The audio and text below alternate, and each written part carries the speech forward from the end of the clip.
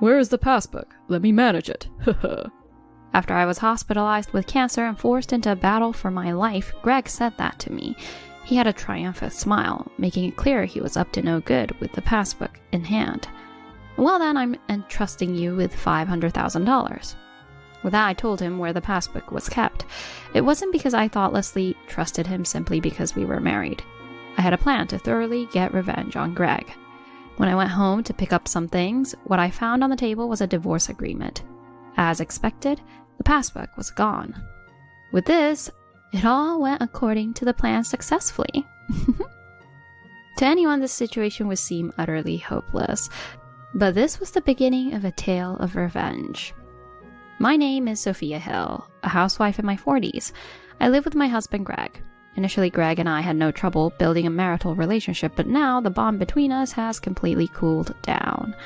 The primary cause of the deterioration was Greg's true nature. Greg had a deceptive personality, presenting himself as a kind, considerate husband for the first 2 months of marriage. However, after those 2 months passed, Greg showed his true colors. Hidden beneath was a domineering character, trapped in the fixed idea that a wife should always honor her husband. Every day I was subjected to a barrage of verbal abuse from Greg. I am the man of the house, and the wife is supposed to always obey the man of the house. That's why you should listen to everything the husband says. This became his mantra, and if I failed to fulfill even one of Greg's demands, I would be berated with, "You can't even listen to your husband. You're a failure as a wife." For instance, the laundry was to be done with Greg's items first, then mine. Despite it being more economical to wash everything together in terms of water usage, Greg stubbornly insisted. "It's unacceptable to wash my things with yours. What if they start to smell?" As if my laundry was somehow smelly, and he refused to let them be washed together. Moreover, Greg was fastidious about cleaning. His room always had to be prioritized and kept clean every day. If even a speck of dust was found in Greg's room, he would command, "Hey, there was dust in my room. Clean it now," demanding vacuuming and dusting for just a speck of dust, regardless of the time, wasting my time. Furthermore, if I served something Greg disliked at mealtimes, he would absolutely refuse to eat it. While managing his preferences could have been manageable, Greg was capricious, rejecting even his favorite foods on a whim. "It's the wife's job to always serve what the husband wants to eat. You're a failure as a wife if you can't even do that." His demands were reckless and unreasonable. I may be Greg's wife, but I'm not his mind reader or anything like that. If he didn't want to eat something because he wasn't in the mood, he could have simply told me, "I want to eat this," and I could have prepared it. However, Greg never did that, making it even more challenging to prepare meals that suited his mood. I was frankly fed up with Greg's immature whims. I felt it was impossible to keep up, and I was aware that fulfilling all his whims was utterly unfeasible. Yet every mistake I made would sour the atmosphere at home, worsening my relationship with Greg, so I couldn't simply ignore all his demands. Being forced into such a life, it was unsurprising that the strain would eventually take its toll. Eventually, while doing housework, I lost consciousness. A loud thud was heard, and our concerned neighbor contacted the building manager, who found me collapsed inside and called an ambulance. After being taken to the hospital and regaining consciousness, I was immediately admitted for tests. I hoped for nothing serious, but my hopes were dashed. I had developed cancer. I don't know if it was because of my illness, but I suddenly felt dizzy. The dizziness was so severe that I couldn't stand up. I ended up sitting down on the spot, and a nurse supported me. After that, the doctor advised me to contact my family. Of course, I contacted my parents' house as well. However, my mother passed away a few years ago, and my father, who is in need of care, is being taken care of by my brother and his wife. Moreover, the place where my father and my brother's family live is so far away that it takes 3 hours by train, so it's utterly impossible for them to come immediately. Therefore, I contacted Greg, but it went straight to voicemail. I left a message anyway, and also sent a text message, but it wasn't read. Greg has turned off notifications for messages from me, so it will probably take him a while to notice. I could have gone to the office to see him and talk to him about it, but the doctor did not recommend it, so I gave up. Then, a few hours later, I received a message from Greg. I'll go to the hospital tomorrow, so wait. That was it. Just a short text message. He didn't seem to worry about my condition. I wasn't even sure if he would really bring my belongings. Feeling even dizzier with Greg's lack of concern, I remembered that I had told him, I want you to bring my things today, because I would run out of clothes for today. Also, there are various things I need, like toiletries, that are left at home. I really needed him to bring them today. I mentioned this several times in messages, but still he hasn't read it. Feeling desperate, a few hours later, the message was read, and Greg replied with a single sentence. Shut up, be quiet. Despite my urgent message due to my hospitalization for cancer, his attitude was incredibly disappointing. Well, I hadn't had much expectation from Greg in the first place. Eventually, Greg did not come to the hospital that day. Though I knew it, I couldn't completely give up hope, making the first day of hospitalization even harder. The nurses looked at me with sympathy, which only added to my distress. As promised, Greg arrived at the hospital around noon the next day. As soon as he saw me, he laughed and said, What? You look healthier than I thought. I thought you'd look weaker. I couldn't help but get angry at him. Just hurry up and leave the stuff, I said, almost snapping at him. Greg tilted his head and said, Oh, I didn't bring him any stuff, though. What on earth did he come for, then? Wasn't he supposed to come here to bring my things? Unable to contain my anger, I glared at Greg, and he seemed not amused and glared back. What's with that look? His attitude was so unreasonable that I wanted to say something, but I tried to keep my cool and asked him. Then why did you come here? If you're not bringing my things, there's no point. I asked, my voice filled with anger. Greg then said, No, I came here for another reason. Another reason? What could it be? As I tilted my head, not understanding, Greg seemed hesitant to speak. If you have something to say, just say it quickly. I've been sleep-deprived and anxious since yesterday, and Greg's irritating behavior was too much. When I pressed him to speak up, Greg chuckled and said, Where is the passbook? Let me manage it. So he came here to ask about where I put my passbook. That finally made sense. Greg hadn't come to visit me out of concern or to deliver my belongings. He came to take the passbook, to take control of it, and to use my savings for himself. I sighed deeply at Greg's self-centered thinking, even at a time like this. However, Greg seemed not to care, grinning smugly. I couldn't deal with him any longer. That's when I decided to act. Well then, there's $500,000, so please take care of it. Upon hearing this, Greg exclaimed in a mix of surprise and joy. $500,000? It should be noted that Greg is just an ordinary office worker, and before getting married, I was just an ordinary office lady. Greg hasn't been working in any job that could earn a large sum of money. So where did this wealth come from? The answer lies in the stock market, which I was introduced to by a friend after becoming a full-time housewife. While managing my household duties, I invested when I could afford to and had recently made a fortune in the stock market.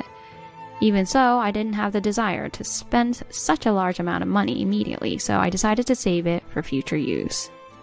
I had intended to keep the existence of this $500,000 a secret.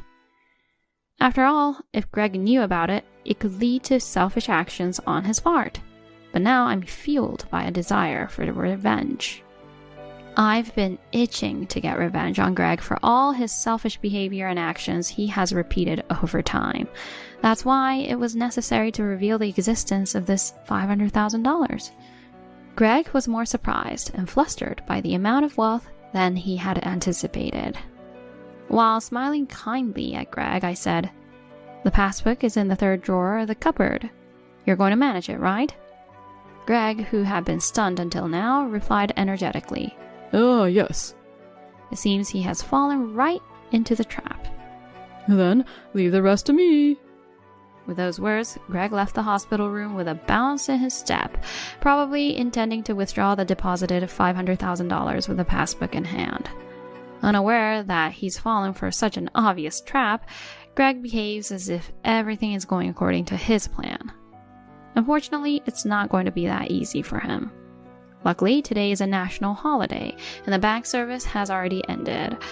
And since Greg has work tomorrow, he probably won't be able to withdraw the money until tomorrow evening at the earliest. That gives me enough time to complete my plan for revenge. I talked to the doctor about wanting to retrieve some belongings, and I was able to secure permission to go out during the day tomorrow. In other words, I'll execute my revenge tomorrow during the day. I couldn't wait. The next day, as planned, I decided to go home to retrieve my belongings.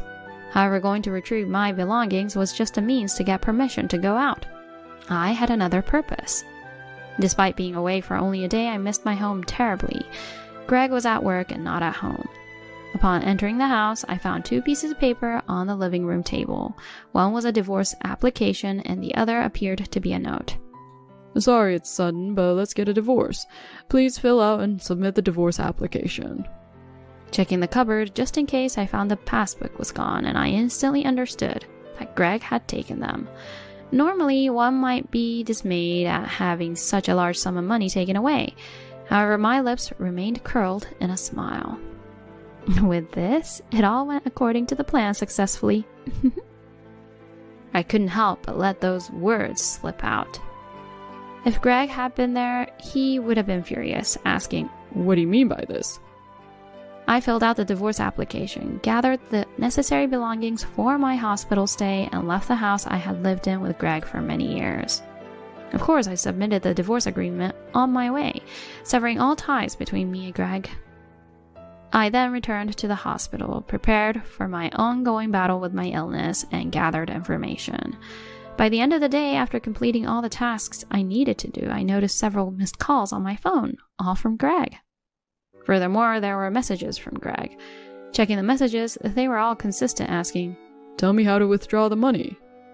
Noticing that the messages had been read, my phone rang again. Not wanting to disturb my roommate, I moved to a common area where I could talk on the phone and called Greg back. Sophia, finally you answered. I can't withdraw the money, please. Can you tell me how to do it? Greg sounded more desperate than I had imagined.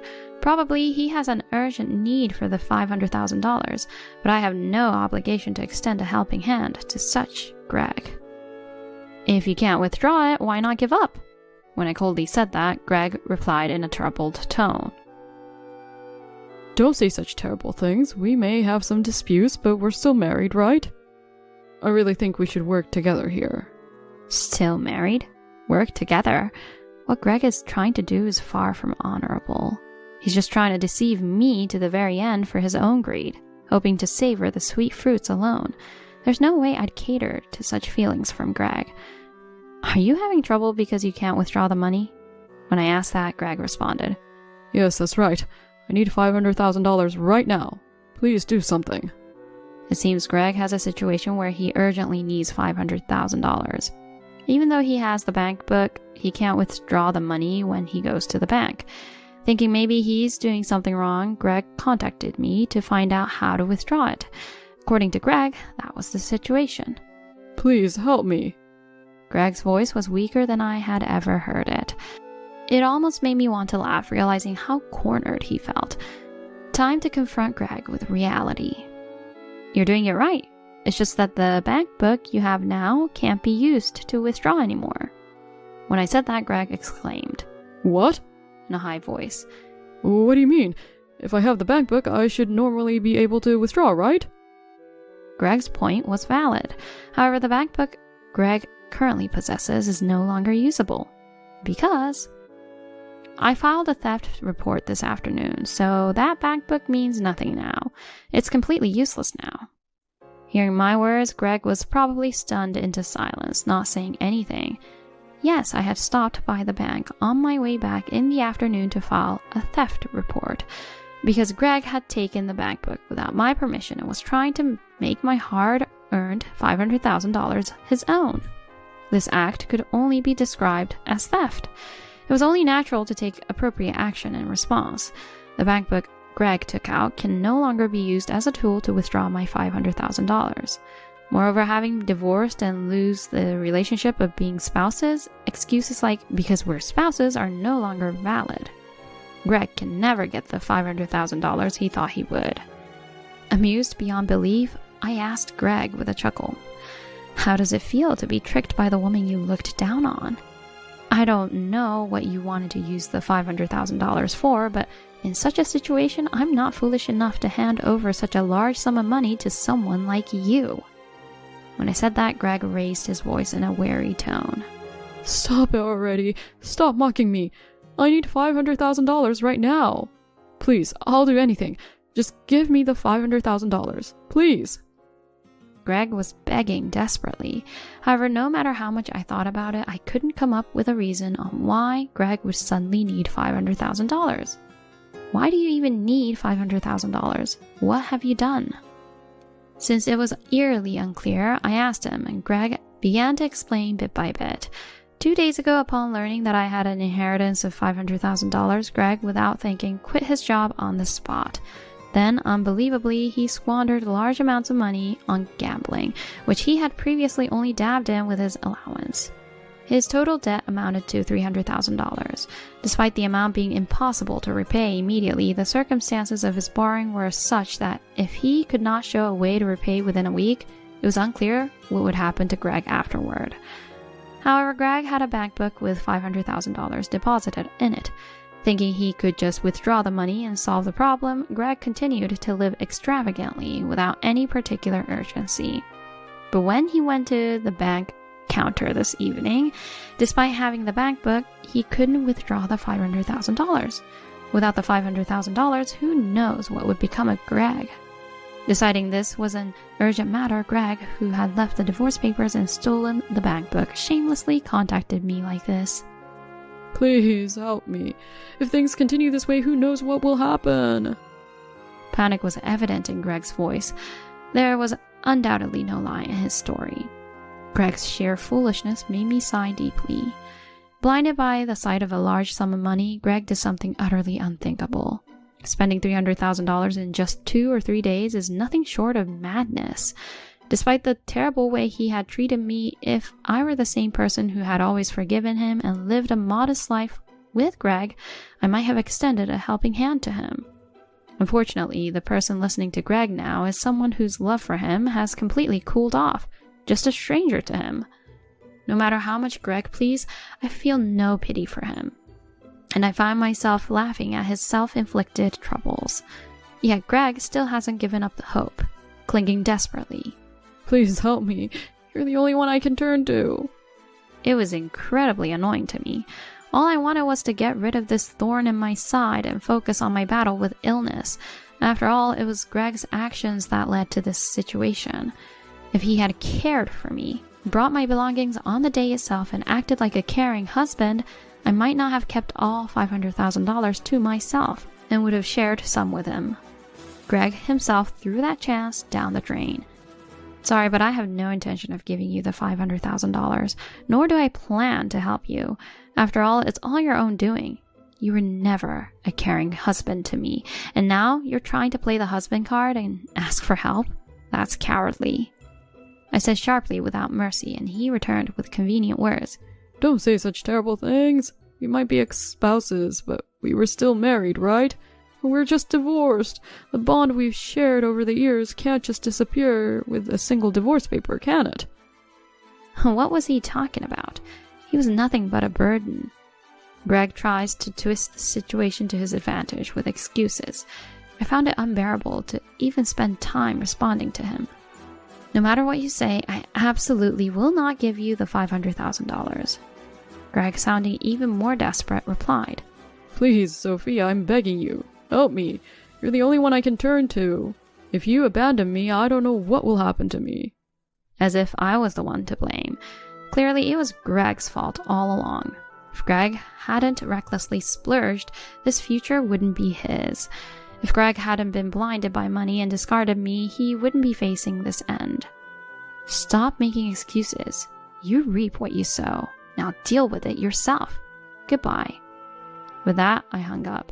Greg called several times after that, but I blocked his number, ensuring he could never contact me again.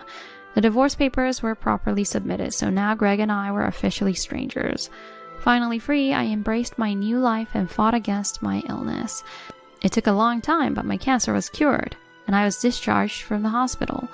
Later, I heard from friends that Greg's whereabouts have been unknown since then.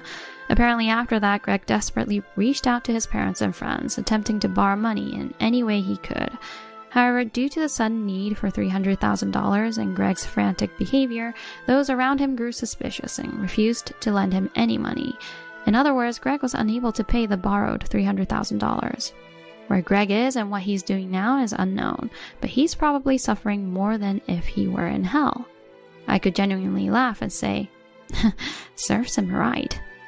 As for me, after recovering from cancer, I moved out of the house I shared with Greg to a new place, living a relaxed life while working from home.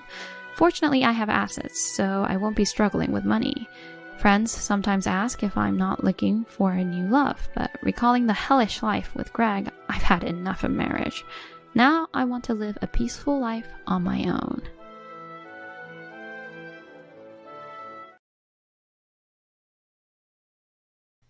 I'm remarrying a 23-year-old heiress. Poor people on welfare disappear. Haha. 3 days after we started living apart, I met John. Standing next to him was a young, beautiful woman. She intertwined her arm with John's and seemed to be on guard against me. However, I recognized that woman. Have we met before? Could I be mistaken? As John hurled terrible words at me, I desperately tried to figure out the woman's identity. Then, could it be? I remembered how I came to know this woman, and then the woman's true identity came back to me. At the same time, I couldn't help but burst into laughter. Hey, what are you laughing at? That's creepy. Sorry. It's just that the identity of this woman is someone I know.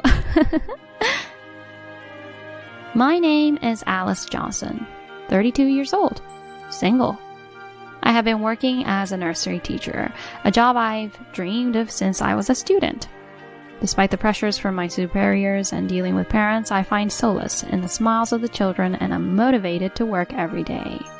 Above all, being a nursery teacher was my aspiration. Quitting was not an option for me. Though my workplace may change, I plan to continue working in this profession until retirement. That's what I thought. However, life has taught me that things don't always go as planned. One day, invited by a friend, I attended a mixer where I met John, a man 3 years my senior. John seemed to be an executive at a well-known company around here. He achieved great results and became an executive in his 20s. People would call someone like him an elite. However, far from boasting about his career, he was a very humble man. Wow, an executive in your 20s. That's amazing. Not really. There were quite a few others like me. Still, it was impressive to the outside world. Since John and I were seated next to each other, our conversation flowed as if we weren't strangers. Following that, we exchanged contact information and started meeting up. After a few meetings, our relationship developed into dating. After 3 years of dating, we got married. During our relationship, John was always very kind to me. He would plan our dates and gave me wonderful gifts, not just on special occasions. Thank you, John. I just want to see you happy. He would say such cheesy lines, and I was swayed by every word.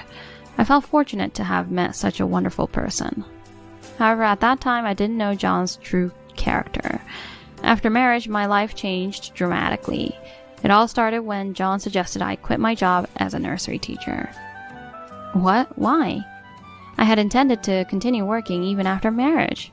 John had seemed to agree with this. Please. My mother's also said it would be better. Your mother has nothing to do with our life, right? Of course she does. She says she support our life. Besides, why do you want to work so much? We can live on my income alone. That's not the point. Indeed, we could live on John's income alone, but I was reluctant to quit being a nursery teacher. In the end, I gave in after our discussion. We had talked about wanting children in the future, and we concluded that it might be better for me to stay home to prepare for that more comfortably. It seemed his mother had suggested the same, so I reluctantly decided to quit my job as a nursery teacher. Following John's request, we also moved closer to his parents' house. According to John, having our houses close would make it easier to receive support. was better than living together, at least. I thought and accepted the move. I regretted not discussing our married life while we were dating, but that's a secret. I would have happily accepted it if his mother had a good personality. However, his mother's personality was, to put it mildly, not good. Her comments looked down on me, and her scrutinizing gaze was unbearable. I had hoped that marrying John and starting our life together would mean less interaction with his mother, but I was sorely mistaken. Once we moved close by, his mother began visiting our house daily. Perhaps she disliked being alone as my father-in-law had passed away. Alice, what's with all these frozen food packages? She would inspect every corner of the house during her visits, even peeking into the trash can. Hey, you don't need to go through that. You're not making my son take lunches filled with frozen food, are you? I used some frozen food, but it's not all like that. You're a stay-at-home wife now. How can you not make a lunch from scratch? Do you plan to feed our future children frozen food too? I can't believe I got such an unbelievable daughter-in-law. I'm sorry. Am I not allowed to use frozen food now that I'm a stay-at-home wife? Indeed, I ultimately chose this path for myself. However, it was never something I truly wanted. After, the mother-in-law said her piece and left satisfied. All I could do was let out a sigh. Day after day, my mother-in-law would come over just to complain and then leave. There were times she came over when I wasn't home and would say, "Where are you? I came all this way. Hurry back and let me in." She seemed to enjoy tormenting me, using me as an outlet of her stress. Though I've tried to refuse her visits, getting angry every time is exhausting. Eventually, I became cautious, even just going to the convenience store nearby. However, one thing my mother-in-law kept repeating like a mantra was, "When will you have children?" She pressured me about having children every time we met. We haven't been able to yet. What? Are you joking? You must be infertile. Such insensitive comments were her way of blaming me entirely for not having children. According to her, it was all my fault, and John could never be at fault. Yet John continued to be kind to me, considering our challenge with pregnancy as something we should tackle together. He often cared about my health. We don't need to rush the kids. I mean, I'd love to give my mom a grandchild, but you're more important to me, okay? Yeah, thank you. We believed that, with mutual support, we would eventually be blessed with children. However, my hopes never materialized. 2 years later, we still hadn't had any children. By then, my mother-in-law seemed to have given up on the idea of grandchildren and stopped visiting. Simultaneously, John's behavior towards me worsened, and he began to verbally abuse me freely. Perhaps it was the stress of not having children. Or maybe he just started to dislike me. The more I thought about it, the more my thoughts spiraled negatively. But John seemed unconcerned with how I felt. Hey, where's dinner? Why isn't it ready yet? Oh, sorry. It'll be ready soon. Ugh, you're so useless. Can't cook, can't clean, can't get pregnant.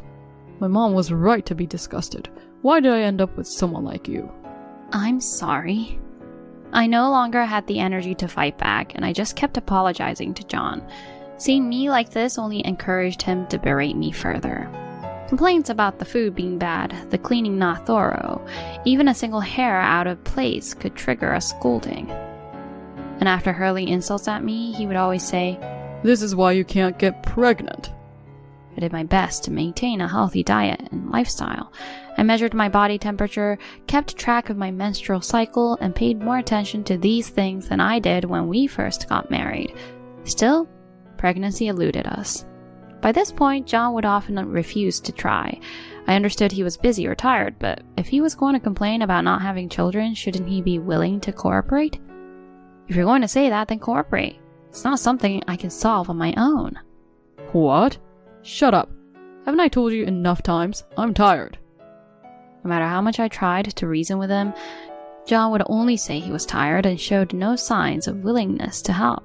If John wasn't going to cooperate, there was nothing I could do. Whenever I had a moment to myself, I couldn't help but wonder how things had come to this.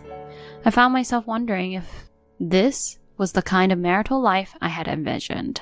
I couldn't help but think that the relationship between John and me had grown so cold. Perhaps it could never be restored. 6 months later, our relationship had further deteriorated. John had stopped coming home altogether. The reasons given were sudden overtime work or drinking parties. On weekends, he claimed to have work, spending little time at home. I suspected he had given up on me and was having an affair. If only he would just say he wanted a divorce. In the end, I had no choice but to live a lonely life at home.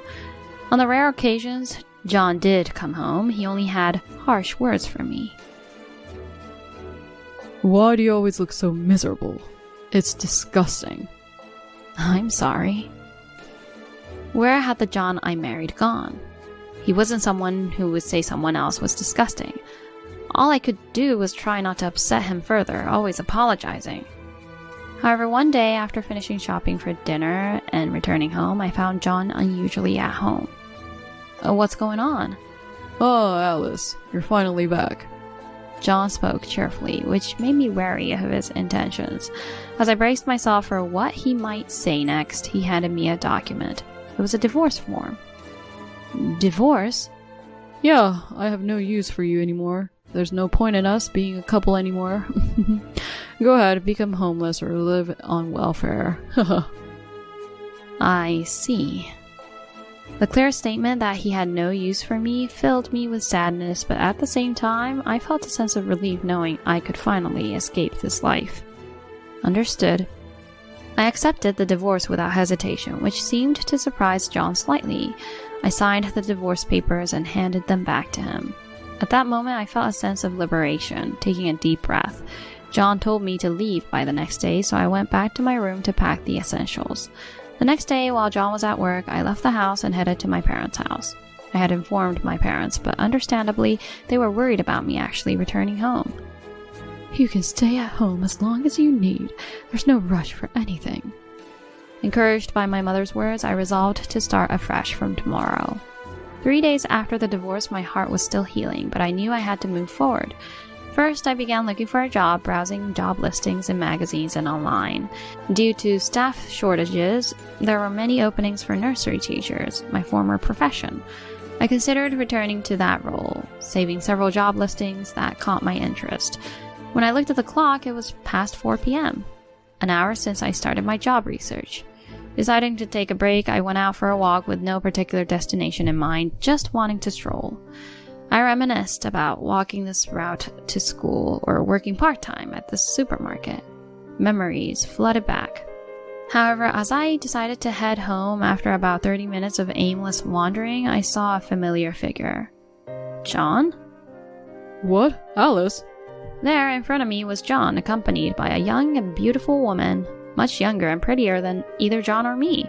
She had her arm intertwined with John's, looking at me warily. Why are you here? That's my line. Why are you here? Shut up. It's none of your business. John refused to answer my question. Hey, John, who's this woman? Oh, she's my ex-wife. Don't worry about her, Amelia. Ex-wife? Ew. The woman named Amelia twisted her body, trying to act cute, but she just came off as overly flirtatious. However, I felt another emotion upon seeing Amelia. It felt like I had seen her somewhere before. Have we met? And who is this woman?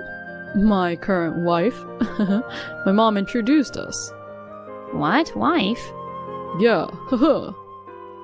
Had he really remarried just 3 days after our divorce? My mind went blank. Then Amelia revealed a shocking fact. We're expecting a baby in a few months. A baby? Considering the size of Amelia's belly, she seemed to be more than half a year pregnant. That timeline overlapped with when John started not coming home. They must have been involved since then. Anyway, looking at Amelia's face, John reinforced the reality. I'm remarrying a 23-year-old heiress. Poor people on welfare disappear. Haha. John said with a dirty laugh, which Amelia echoed with a high-pitched giggle. I'm not on welfare. Shut up. Huh, stop pretending. They laughed again, leaving me feeling miserable and close to tears. But then looking at Amelia's face, I realized something. The familiarity I felt, the fact that Amelia was an heiress, everything clicked. At the same time, my tears receded and I burst into laughter. My sudden laughter made them step back. Oh, what's she laughing at? So creepy. This is too much. Can we go now? Disgusted by me, they quickly left the scene. The reason I laughed at Amelia was because I knew her true identity. Indeed, Amelia was the daughter of an affluent family. However, her family's wealth was not from successful ventures. In fact, Amelia's parents' company was on the brink of bankruptcy, nearly collapsing. I had read about Amelia being introduced as an heiress with her photo in job sites and magazines a little while ago. It's rare for a wealthy family to advertise their daughter like that, which struck me as odd and memorable. Further research revealed the company was close to bankruptcy, with various forums and review sites indicating dire financial straits. Bankruptcy seemed imminent. That's the family Amelia came from. This could work to my advantage. Seeing John happy and the fact that his mother introduced Amelia, something inside me crumbled as I watched their charade unfold. I'm committed to revealing the truth to them with my own hands. They might be happy now, but I'll ensure they plummet to the depths of misery. With that resolve, I took action. The first thing I did to bring them down was to offer them a direct apology. A few days after encountering John again, I contacted him, apologizing for my laughter and expressing my wish to give a gift for the baby's birth. Initially wary, John accepted my request after sensing my regret. However, this was all part of my strategy. I had considered seeking compensation from John and Amelia through a lawyer, but I lacked solid evidence. So I pretended to be remorseful, inviting them to spill everything about their relationship and the baby, planning to record it all and submit it to a lawyer. A week later, I was in a cafe near my parents' house waiting. John and Amelia arrived 10 minutes late. Oh, sorry. They sat down without a hint of remorse, still entwined and flaunting their affection. I'm sorry for suddenly reaching out. I've been thinking about how rude I was last time. I wanted to apologize. Also, your baby will be born soon, right? Could I give something for the baby? Really? Wow, you're so thoughtful. Unaware of my intentions, John and Amelia were delighted. Good, just like that. By the way, I heard you two met through mother-in-law, right? I'd love to hear more about it. As I said this, I discreetly started recording on my smartphone. Oh, you want to hear? Can't help it then. As John started to boast, Amelia gazed at him adoringly. To outsiders, it might seem like an innocent love story, but the reality was far from it. It was really tough back then, Yeah, but I'm so happy to be with John now. John, with his arm around a younger woman, was frankly disgusting. They fell right into my trap, eagerly sharing how much they loved each other, all of it recorded. So, you're happy to have remarried a younger woman? Of course. I'm truly happy every day, right, Amelia? Yes, so happy. Their lovey-dovey talk lasted over an hour. Keeping a smile and nodding was hard, but the more they comfortably shared, the more it worked in my favor. 3 hours later, we all went our separate ways. Back home, I reviewed the recordings. Everything was clearly captured. I contacted a law firm I had in mind. After ending the day's activities, I lay in bed, unable to shake the image of John and Amelia's happy faces. Recalling them made John seem happier than he ever was with me. When did he start to dislike me? I realized I had only seen the good in John before our marriage. 2 weeks later, I called them to a nearby station under the pretense of showing them the actual baby gift. Like before, they arrived arm in arm after about 10 minutes. You're really going all out to see the actual gift, aren't you? After looking so sad, you're actually blessing us, huh? Yeah, that's so nice. It is nice. The two of them were still arm in arm, looking cozy and affectionate with each other, but their happiness would only last up to this point. Shall we go? I led them into a taxi. Our destination was a law firm. Unaware of anything, John and Amelia continued to flirt in the taxi, showing a blatant disregard for public scrutiny that was almost impressive. Minutes later, the taxi arrived at the law firm. The love-struck pair followed me without any suspicion, but John soon realized something was amiss. Hey, what is this place? He exclaimed loudly, but it was too late. We were ushered into a conference room by the receptionist. Did you trick us? What's going on? Her loud protests were silenced by the attorney present.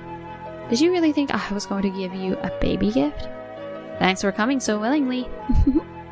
What?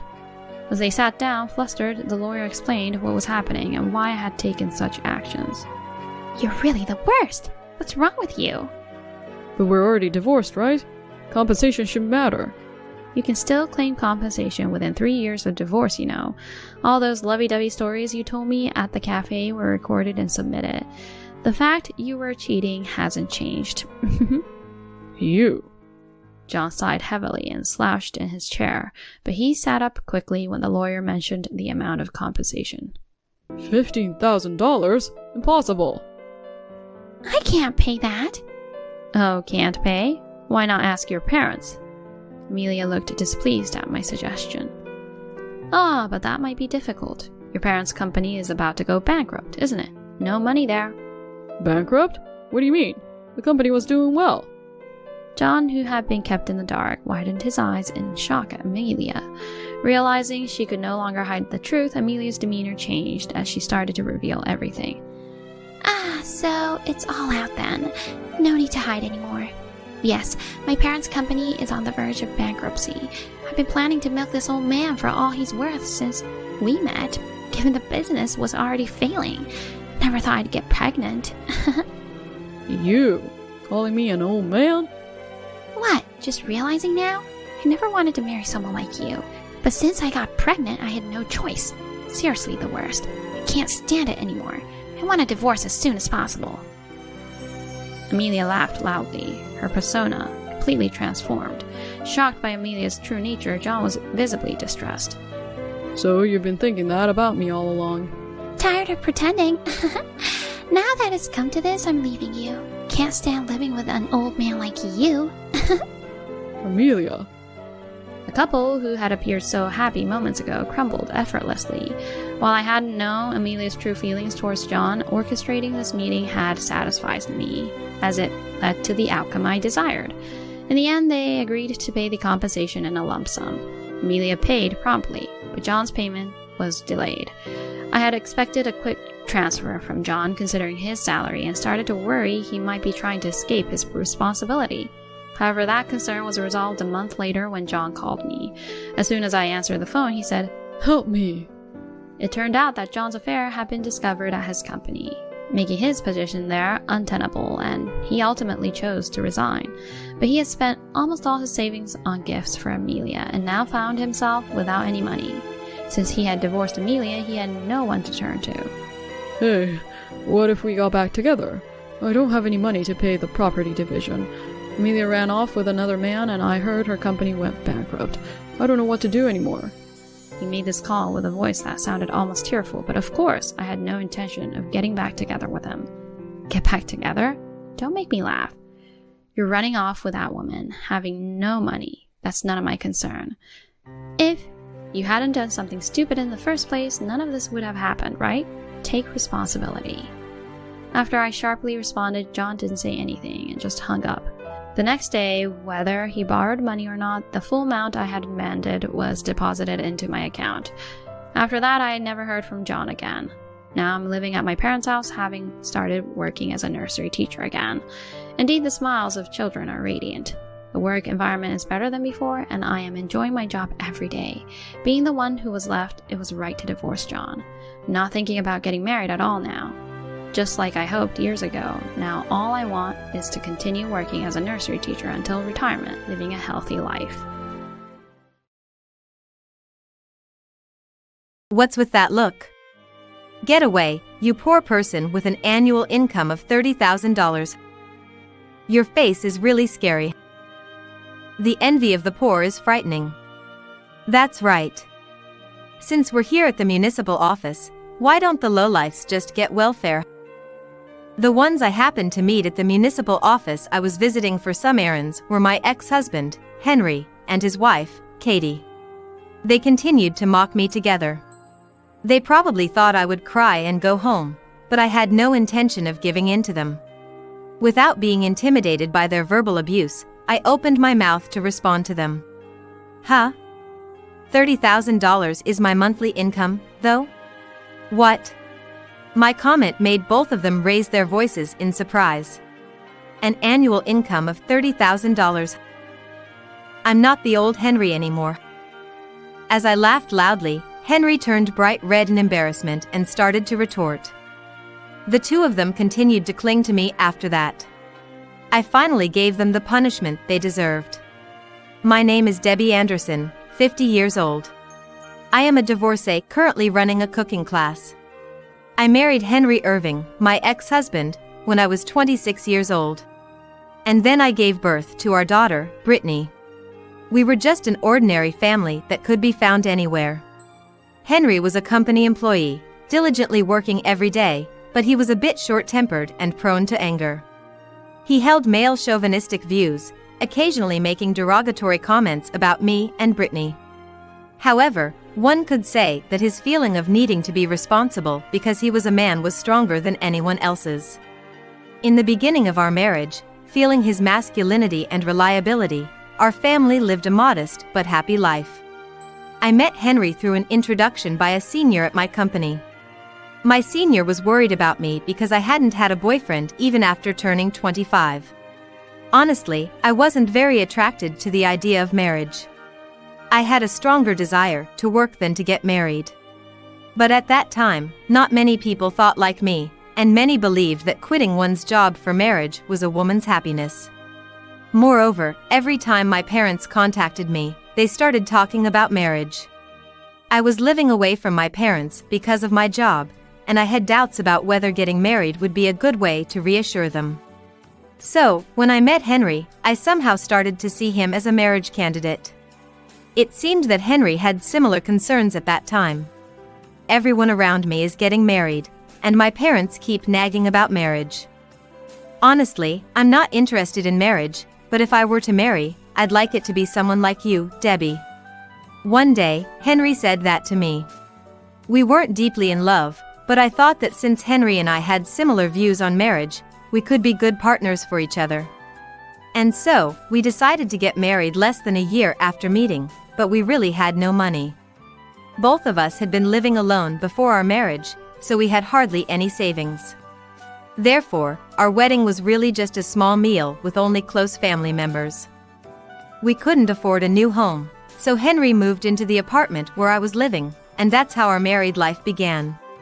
Because of our financial situation, I intended to continue working after marriage. Henry had agreed to this before we got married, but once we were married, he started to express dissatisfaction with me working. It was sometime after we got married. So, when is Debbie going to quit her job? His words were like a bolt out of the blue.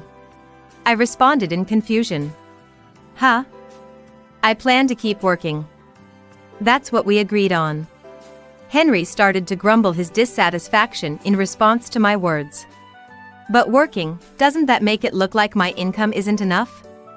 Everyone else quits their jobs when they get married. You should do the same. It was such a reversal from our discussions before marriage that I wanted to ask, what was all that talk before we got married about? The sudden change in his stance was frustrating.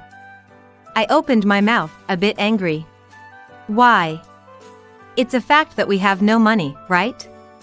You agreed to me continuing to work. But, my boss and manager think you've already quit. I can't tell them you're still working. I was dumbfounded. For some reason, Henry had told his superiors that I had quit my job. Nowadays, it's not unusual for both partners to work. But at that time, society wasn't as accommodating for working women as it is today. Henry, influenced by what others said, started to think it was odd for me to work and began to pressure me to resign. He even went as far as involving his parents, making it a family-wide opposition to my working.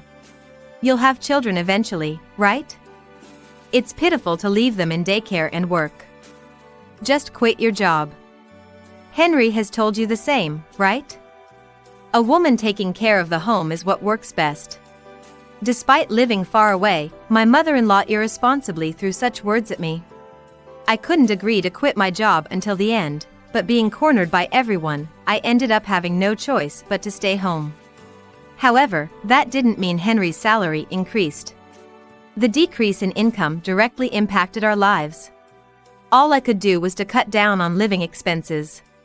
Because we had to live on just Henry's salary, we had to tighten our belts and practice strict budgeting.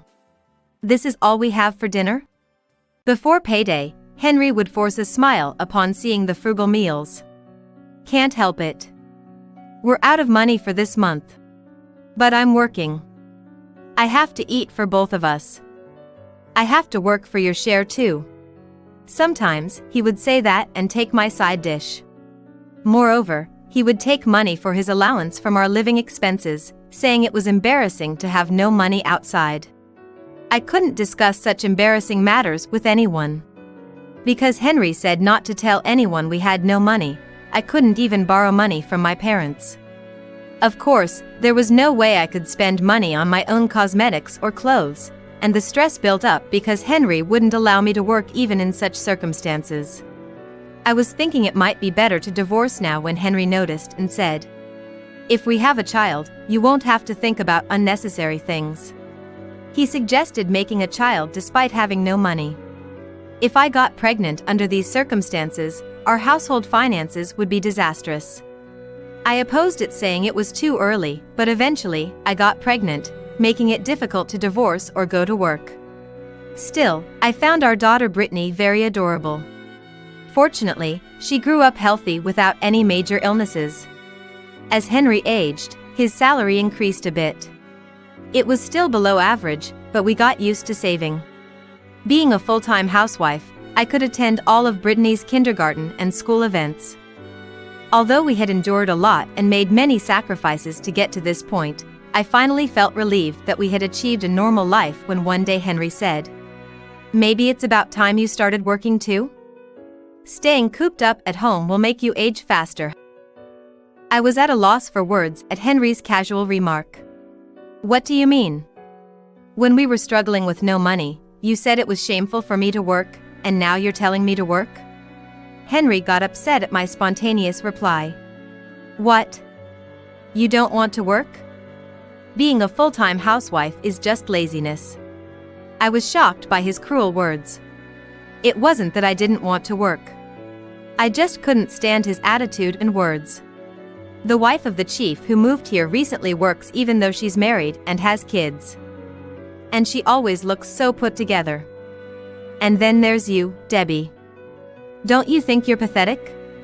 What kind of face was he making when he said that? Had he forgotten what he had told me? I had so much I wanted to say, but Brittany was nearby, so I held back with all my might. "I see. I'll find some work." I conveyed my frustration, and Henry seemed to smile as if he had one. Then I started working part-time in a nearby job. I worked as a cook in a supermarket. At that time, Brittany was in the upper grades of elementary school. She was still an elementary school student, though she had grown quite a bit. It was an age where I couldn't take my eyes off her, and I had to do household chores. On top of that, balancing work was quite challenging at first, and I was exhausted every day. Henry's attitude remained unchanged despite seeing my condition. "You're struggling over just a part-time job? Try to be more like me," he would say arrogantly every day. But working as a full-time employee and juggling work, housework, and childcare were entirely different. I used to work as a full-time employee and only had to take care of myself, and I don't remember being this tired. It's just a part-time job, but I have household chores too. Can you help a bit? Even just checking Brittany's homework would help, I said to Henry. But he was unwilling to cooperate. Homework? That's a mother's job. Then, at least washing the dishes. I'm tired from work, and you want me to do housework? Housework is a woman's job. No matter what I asked, he would push everything onto me, using the excuse that I was a mother or a woman. I gave up expecting anything from Henry due to his selfish behavior. Then, one day, after about 3 years of working, Brittany fell ill. At first, We didn't know the cause and went to several hospitals. Of course, I took time off from my part-time job during this period and was desperate for Brittany. But Henry's response was cold. She just doesn't want to go to school and is faking it, isn't she? Don't take time off from your part-time job. Your salary will decrease. He showed no concern for Brittany, who looked unwell, and continued drinking beer. Eventually, Brittany's illness was not life-threatening, but we had to visit the hospital for a while. Since I had been frequently absent from my part-time job and would need to take more time off, I couldn't burden them any further and eventually resigned. Henry was furious about this and started to berate me. Can't you even stick to a part-time job? It was only for 3 years? I feel bad about resigning. But it couldn't be helped. Couldn't be helped? You just wanted to go back to being a comfortable full-time housewife, didn't you? No matter how much I explained Brittany's condition and our situation, Henry didn't show any empathy.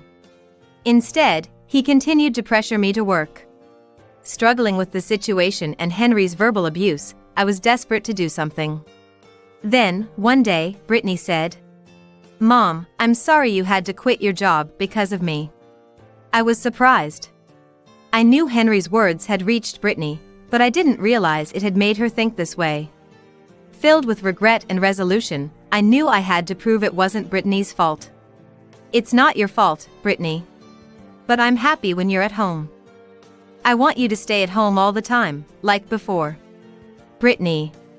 I thought about it and came up with the idea of working from home. But there wasn't much I could do. After much thought, I decided to start a cooking class at home. I had always been confident in my cooking skills. With my experience living alone and working as a supermarket cook, I had a wide range of recipes. Moreover, thanks to working at the supermarket for 3 years, I was able to obtain a cooking license. Thus, I was able to start the cooking class smoothly. Brittany was very pleased. However, Henry only ridiculed me. As if it's going to work out if you do it yourself. Who would want to pay to learn your level of cooking? Stop flailing around and go get a real job, shut-in. Henry constantly grumbled as I prepared for the class. Still, I didn't give up. Surely, if things went well, even Henry would change his mind. But it wasn't easy from the start. I searched for students, but they were hard to come by. Even those who came for a trial session rarely turned into repeat customers, playing right into Henry's narrative. As expected, Henry continued to mock me. Just get a proper job already. He said it so easily, but considering Brittany's hospital visits and sudden illnesses, it wasn't that simple. Henry seemed to have no intention of accompanying Brittany to the hospital, making it difficult for me to go out and work. In the end, I continued the cooking class while wrestling with my thoughts. Then, after some time, a couple of students began attending my class regularly. "My family loves the dishes I learned from you, Debbie. My child is a picky eater, but they ate the dish you taught us. Such wonderful people." Furthermore, they brought friends along, and about a year after opening, my cooking class finally began to take off. Brittany was very happy, but Henry only looked on coldly. I could feel he still held disdain for me, but he became increasingly silent over time. About 5 years later, the cooking class was doing well, albeit slowly. Brittany's illness had resolved with growth, and she only needed an annual checkup. We were not wealthy by any means, but we lived happily without any problems. Contrary to this, my relationship with Henry only grew colder. I could clearly feel his displeasure with my success, and I had nothing more to say to him. I thought we could be good partners when we married, but things don't always go as planned. Yet, we were a couple that had come this far together. I thought we would continue to live out our days in this indifferent relationship until one day when high schooler Brittany came home from school with a troubled look. "What's wrong? Did something happen at school?" When I asked, Brittany solemnly began to speak. "I saw Dad walking with a woman I don't know." "Your dad? Someone from work?" "What about it?" "No. They were arm in arm, looking close." I felt the blood drain from my face upon hearing those words. I immediately understood it was an affair, but I wasn't shocked by the affair itself. I was pained that Brittany had to witness that scene and get hurt. It might be a misunderstanding. I'll talk to your dad about it. Okay. Sorry for bringing this up. No, thank you for telling me, even though it was hard. It's not your fault, so don't worry about it. I comforted Brittany with a smile, but I was seething inside. That night, sensing the mood, Brittany went to her room early. Brittany's going to bed already? That's early, Henry said carelessly. Later, after watching for a while, I broached the subject. By the way, Brittany said she saw you walking with a woman. Me with a woman? Must be a mistake. Henry responded with a forced smile, but I didn't miss the evasion in his eyes. Just tell me the truth, and I'll forgive you. I glared at him as I said this. There's nothing to tell, Henry stammered. But perhaps realizing he couldn't talk his way out of my gaze, he laughed offensively. Well, I am popular, after all. Maybe something like that happened. Don't be ridiculous. Brittany got hurt because of it? What were you thinking? What? I've been nagged about money forever. Turned the house into some cooking class or whatever. There's no place or comfort for me in this house, so what's wrong with seeking solace outside? I was speechless at his words. Yes, running a class at home might have been an inconvenience. Still, Henry and the students never crossed paths. Even after classes ended, he mocked, "Oh? No one came today? Not popular, huh?" I was cleaning up, yet he was too oblivious to people's presence to blame his discomfort on the cooking class. Moreover, our financial issues weren't new and were partly due to Henry. Yet, he used that as an excuse for his infidelity, hurting Brittany, which was unforgivable. However, the income from the cooking class wasn't enough for Brittany and me to live on. Knowing I had no choice but to endure, Henry said, "If you're unhappy, let's get divorced. I've been continuing this marriage thinking of you, but marrying her might be for my happiness." Wait. Brittany's school fees are coming up. Earn it with your cooking class or whatever. So, it's settled then. Divorce. Henry said that and actually brought home divorce papers the next day. I was discarded. Not just me. Henry abandoned his own daughter, Brittany, as well. I negotiated for child support, educational expenses, and even demanded compensation for his infidelity. Reluctantly, Henry agreed, so I consented to the divorce, but I never received any payments, starting another cycle of struggling with my bank account. Yet, even as a single mother, I never forgot to smile, supporting Brittany and living on together. It was a period of relentless effort, but the hardship didn't last forever. A few years after the divorce, my daughter Brittany, now a working adult living far away due to her job, decided to get married. She needed her family register copy for the marriage registration, so I went to the municipal office. That's when I heard a familiar voice. "Henry Irving, oh wow, isn't that the teacher?" A mocking tone. Turning to look, sure enough, there was Henry. "Are you still running that cooking class, ma'am?" His words, mixed with politeness, felt even more mocking. I abruptly turned away, only for the woman next to Henry to laugh. "Henry, that's rude. She's your ex-wife, right?" "Right." Thanks to her agreeing to the divorce, I could marry Katie. I should be grateful. Apparently, the woman next to him named Katie was the mistress Brittany had seen.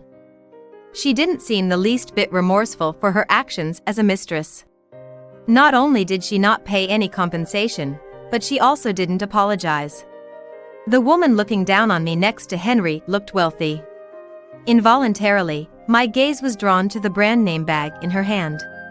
Noticing this, Henry laughed even more mockingly.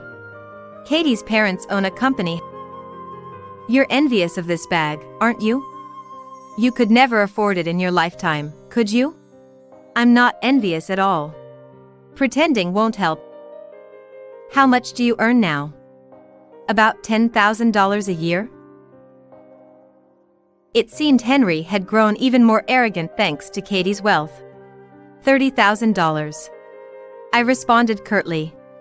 Huh, $30,000. Well, you're trying somewhat. But with an annual income of $30,000, you can't even afford decent food. Henry continued to loudly mock me. I wonder why he keeps pestering me like this. I glared at him sharply. What's with that look? A poor person with an annual income of $30,000 should disappear. Really, such a scary face. The envy of the poor is frightening. Since we're at the municipal office, why don't the lowlifes just get welfare? Katie joined in mocking me. They probably thought I would cry and go home, but I had no intention of giving in to them. Without being intimidated by their verbal abuse, I opened my mouth to respond. Huh? $30,000 is my monthly income, though? What? An annual income of $30,000. I'm not the old Henry anymore, I said loudly, laughing. As expected, Henry turned bright red and lashed out at me. What? Back then. You were always in the $30,000 range until we divorced. I really suffered marrying such a vain poor man. He hadn't expected a comeback. Trembling with anger, Henry looked utterly ridiculous. Now, you're married to a lady living off her parents' success. Lady? Katie seemed offended by my words, glaring at me. Yes. You're only a few years younger than me, right? It's ridiculous to be so dependent on your parents being the president of a company at your age. Do you even work? Faced with my question, Katie fell silent. Henry had nothing to say either. It seemed the two of them were living off Katie's parents without working. Realizing this, I couldn't help but laugh. It's sad for the parents to have to support a grown man and woman. What did you say? Henry almost raised his hand to me in anger. But he must have realized the consequences of such an action in a public place and reluctantly lowered his hand.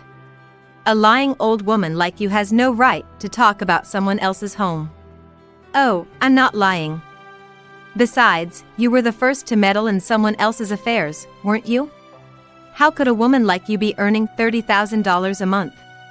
I began to speak with a smile forming on my lips. Does Katie not cook at all? Cook? That's what the help is for.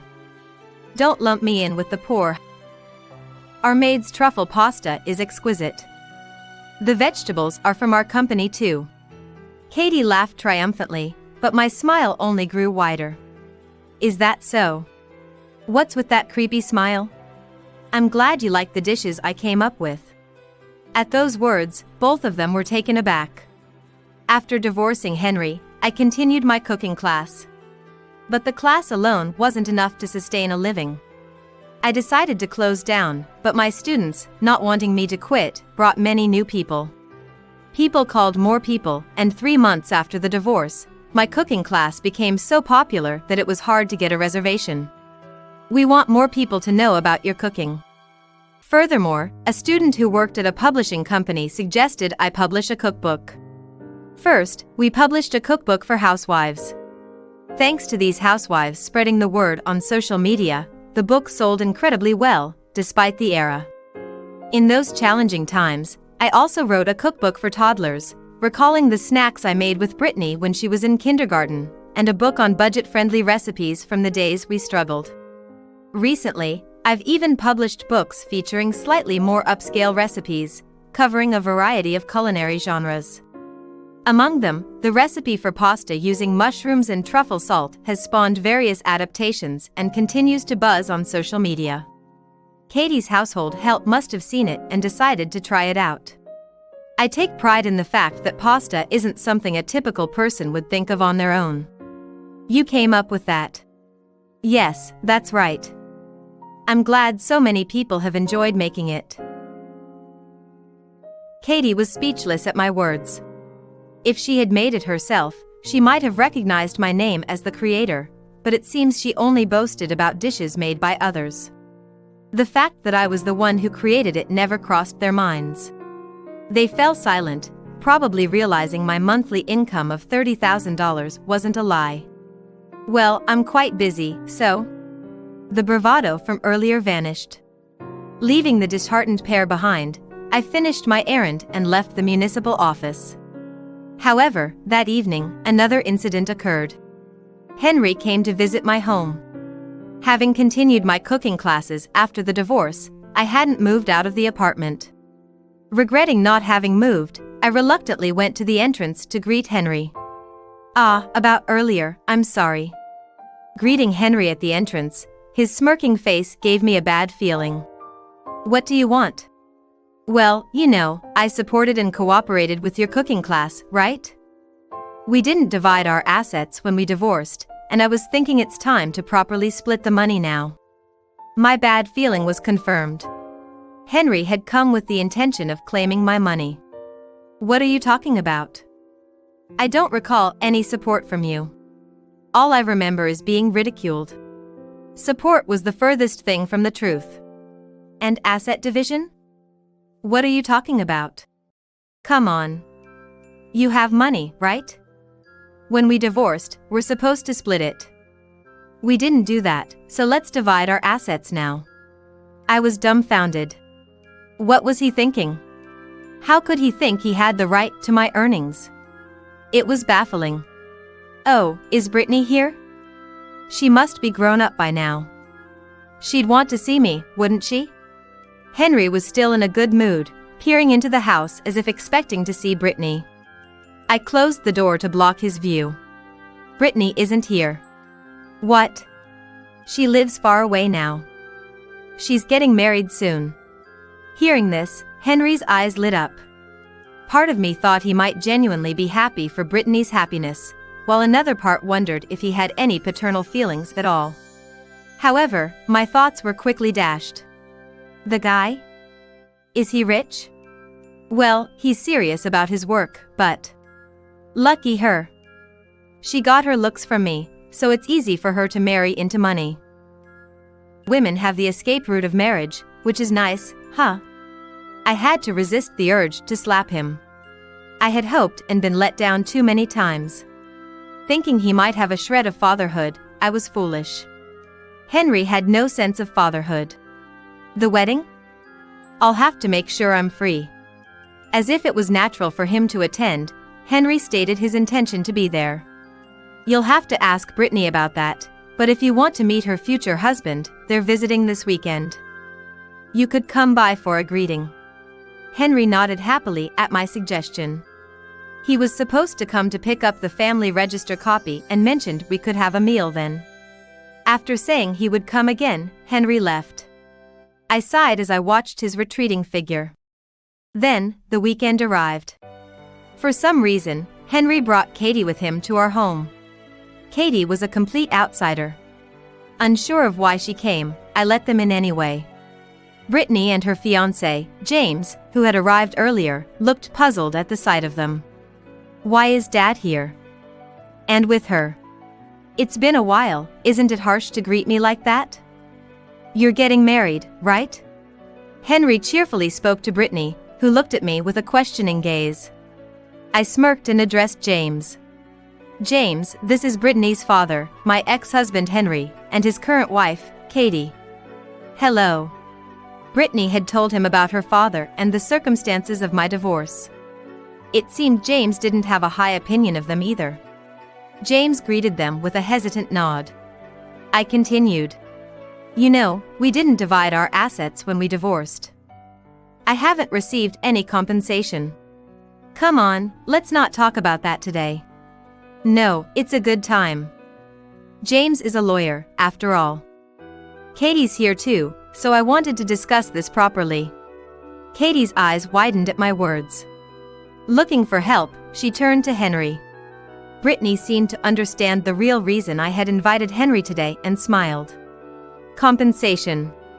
I've heard about the situation. Based on the cases I've handled so far, for your mother-in-law, it's feasible to expect at least $10,000. $10,000? Really? Katie exclaimed loudly, panicking. It's understandable. Being wealthy doesn't mean much if she doesn't earn her own money. She'd likely have to ask her parents for it. Henry spoke up, visibly irritated. Why not just deduct it from the asset division and give it to me? I couldn't help but burst into laughter at Henry's remark, and James looked on, puzzled. Asset division? I was informed that at the time of the divorce, your mother-in-law had virtually no money. She might not have had it then, but she has it now. Asset division pertains to property acquired during the marriage. James explained to Henry with a look of disbelief. Based on the divorce date, there was about $3,000 in savings. So, by simple calculation, you'd owe my mother-in-law $1,500. What? Things went as planned, and I felt a slight sense of relief. When we divorced, Henry took all our savings. Though it may not make a difference now, having that money back then would have significantly helped us. James, I'd like you to ensure the payment is made properly. Could you mediate for us? I formally requested James's assistance in front of them. Henry and Katie could only look at each other, turning pale. Later, a formal demand was made, but, as usual, no payment was forthcoming. However, I couldn't burden James or Brittany any longer. I decided it was time for the last resort. I've decided to terminate our contract. I notified the produce company I had been dealing with. Since publishing my book, I had entrusted all my vegetable needs to this company. Additionally, the meal kits using vegetables for my recipes were well received, contributing significantly to the company's revenue. It had been a mutually beneficial agreement. The reason for considering contract termination now was precisely because of Henry and Katie's actions. As expected, the company president and vice president came to see me immediately. Was there any mishap? The meal kits are still very popular, and we anticipate continued sales growth. Terminating the contract now would be. Both the president and vice president pleaded for contract continuation with troubled expressions. I'm grateful for your company's support and appreciate it. But I no longer wish to be involved. I firmly stated my position, causing both men to sweat as they searched for a reason. I then revealed the answer as if it were the final piece of the puzzle.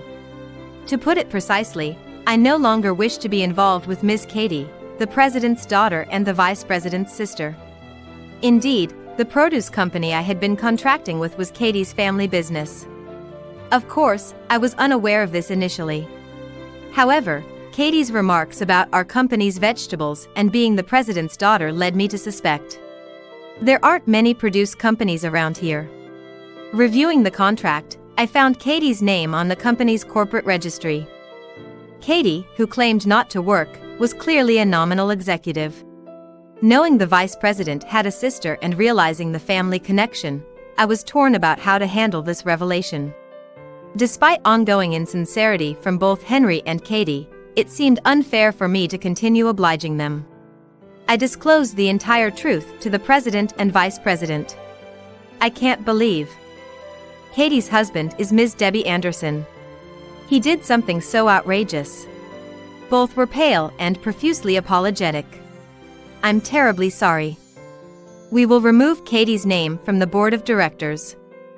Also, Dad, you need to take responsibility for spoiling Katie. Yes, that's true. Ms. Anderson, I am truly sorry for the trouble my daughter has caused. Following this, the president resigned. Katie's name was removed from the board of directors, and naturally, any financial support she had was cut off. That Debbie, running the cooking class here, is a damn old hag. An enraged Katie spent several days shouting this outside our apartment, which led to the entire incident being exposed on the internet. The produce company faced a difficult situation, but I decided to renew the contract, impressed by the vice president's character and response. He kept apologizing to me, but thanks to him, I was able to receive the compensation payment smoothly. What happened to Henry and Katie afterward goes without saying. Without work, the only thing awaiting them was a life of poverty. They were abandoned by their family and seemed to be living in a cramped apartment. I found out about this through a call from Brittany. Dad asked me for money. Of course, I said no. The shame of having to beg their daughter for money, unable to rely on anyone else. He's working at a day labor factory now. He should have never quit his job. Marrying that woman, he must have thought he became rich and got too carried away. Brittany said, laughing heartily. Her laughter allowed me to laugh as well. I had always been angered by Henry, but finally, it felt like he got his comeuppance. I know the hardships of living without money. Now, I want Henry to experience that hardship firsthand. I continued to work smoothly afterward. Now, encouraged by Brittany, I also post recipe videos on video sharing sites. Nothing makes me happier than knowing people find joy in my cooking. Brittany is expecting a baby soon. I'm thinking of creating a cookbook for delicious baby food recipes next.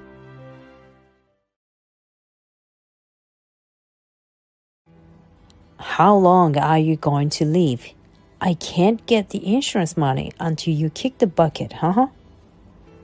The husband, who had spent all the family's savings, said this. Can someone really say such a thing? Even if their love has cooled, to a wife who has been given only 6 months to live?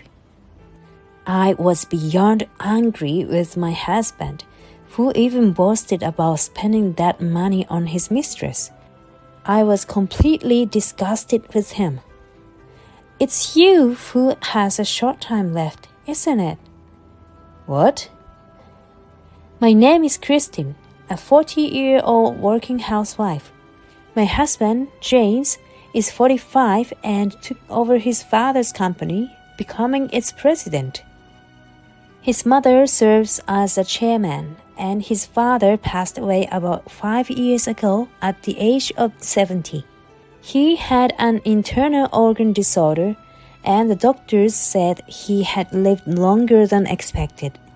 After his death, the company was taken over by his mother, who is now 75. But she is still energetic and effectively runs the company. The reason I know so much about my husband's company is that I worked there as an office worker. I used to work in fashion design until I was 38. I've always loved fashion, and it's not an exaggeration to say I worked hard to dress beautifully. Makeup, clothes, bags, women can shine with all these things. That's why I wanted to create clothes that can make any woman shine. I worked hard with that in mind. But I am also a woman. It would be a lie to say I didn't want to get married. It was tough considering my age, but I knew I couldn't change my single status without doing anything. So I decided to participate in matchmaking to find a husband. That's where I met my husband. He was kind and well-mannered, and I fell for his personality. So, after a year of dating, we got married, but I didn't know he was a president until he had been dating for half a year. People tend to approach me just because I am a president. That's why I kept quiet during the matchmaking. But I couldn't find the right time to tell you. Christine, I'm sorry for telling you so late. My husband wasn't trying to deceive me, and his lying due to his position was unavoidable. Rather, his sincerity in apologizing made me fall for him even more, and I decided to marry him. However, as soon as we got married, he showed his true colors. While we were dating, he used to say, "Let's both keep working hard. Christine, I want you to do the job you love." But a few months into our marriage, he changed his tune. "How long are you going to work? You were supposed to help out with the office work at my company, weren't you? Everything is ready arranged with my mother, so hurry up." He practically forced me to quit my job. I had no choice but to quit my job because if I didn't, he would become uncontrollable and violent. To settle things peacefully, quitting was the only option for me. Besides, I like my mother-in-law. She is a solid worker yet always well-dressed and can be best described as a lady of elegance. She is strict yet kind, like someone straight out of England. As someone who admires beauty, I respected my mother-in-law. Plus, I lost my parents early on. I didn't want to upset my mother-in-law, even if she was only related by marriage. My husband is tyrannical, and in our house, it's taken for granted that I do all the housework. He seriously believes that a wife should serve her husband. Seeing his mother, I can't understand how he could think that way. If I'm even slightly negligent with housework, he berates me. Don't neglect that housework, you idiot. Housework is a woman's job, and you can't even do that? You're beyond stupid. You're useless. Every day, my husband verbally abuses me at will. And it's not just me he berates. He sees his mother as an enemy. I wish that old hag would just drop dead. My husband wants to be the top at his company, but he can't achieve that because of my mother-in-law. It seems he views her presence as an obstacle. I'm sick of hearing him say such awful things every day. Honestly, I regret marrying him, but it was my own haste that was to blame. Still, the thought of severing ties with my mother-in-law was honestly unpleasant. But even with such a despicable man, I had resolved to stay married to him as long as my mother-in-law was around. However, in our second year of marriage, my husband started coming home extremely late. At first, he said it was due to overtime or meetings, but it was excessively late even for that. I became suspicious of my husband's clearly unusual behavior when he would come home late at night and head straight to the bath. When I checked his smartphone while he was bathing, as I suspected, he was having an affair. Moreover, the other woman appeared to be a young woman in her 20s working at the bar. I was able to find out where she worked from the information on his phone and pondered what to do next. I thought I could divorce him at this point, but doing so could mean losing my job and becoming a complete stranger to my mother-in-law. My mother-in-law is truly kind. Initially, my husband intended not to pay me for my work, assuming it was okay since I was family, but my mother-in-law sternly corrected him. Listen, Kristen is working in our house as a bride. It's shameful to make her work without pay despite that. My mother-in-law lectured my husband impressively. She knew how much I admired her, so she often invited me for coffee. I wanted to spend more time with her, enjoying coffee in her stylish coffee cups. Facing the risk of losing my husband, my job, and the mother-in-law I respected all at once, I couldn't make such a decision overnight. A few days later, when my husband was out and the company was closed, a call came in. It was from the hospital regarding my husband's health checkup. It seemed my mother-in-law was also called in. It was the familiar hospital of my in-laws. Arriving at the hospital, I met up with my mother-in-law. Wondering what it could be, we went to see the doctor together, and the doctor informed us that my husband had only 6 months to live.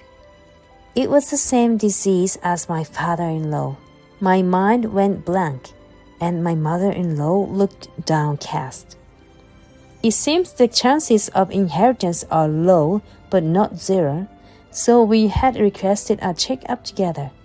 To prevent my husband from becoming self-destructive upon hearing his prognosis, the family was informed first. How should I tell my husband? My mother-in-law offered to tell him, but she looked pained. She must have gone through this when announcing my father-in-law's time left. With that thought, I couldn't let my mother-in-law bear the burden of conveying a family member's limited time left. Maybe I should let him do as he pleases. Our relationship had grown cold, and he would probably want to spend more time with someone he loves.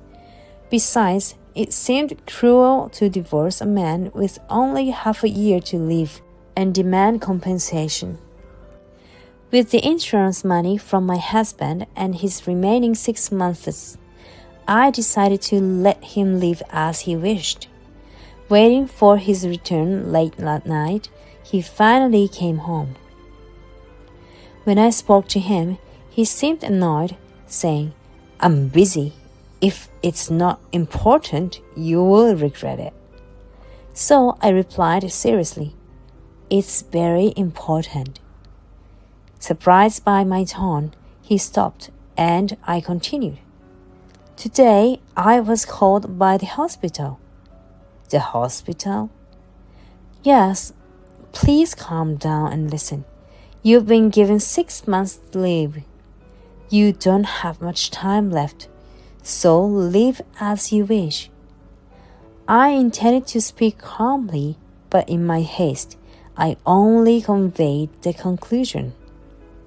6 months left to live? I see, understood. He said that and disappeared into the bedroom.